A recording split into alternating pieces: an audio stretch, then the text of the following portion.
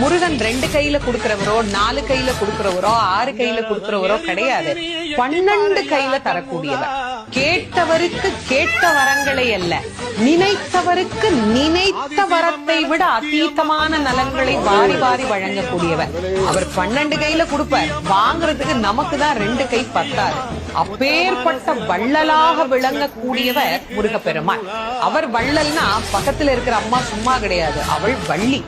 இவர் 1 கொடுத்தா அந்த அம்மா 2 கொடுங்கன்னு வாழாம்.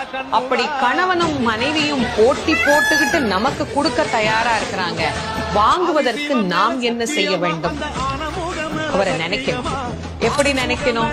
அரை நிமிஷமாவது நினைக்கணும். அரை நிமிஷம் எப்படி நினைக்கணும்? எனக்கு கொடுப்பாரு, எனக்கு கொடுப்பாரு, எனக்கு கொடுப்பாருன்னு நினைக்க கூடாது. முருகப்பெருமானை உள்ளம் உருகி, அந்த உள்ளம் உருகுகிற போதே நமக்கு அப்படியே கண்களில் இருந்து ஆனந்த கண்ணீர் அப்படியே பெருகும். அந்த கண்ணீர்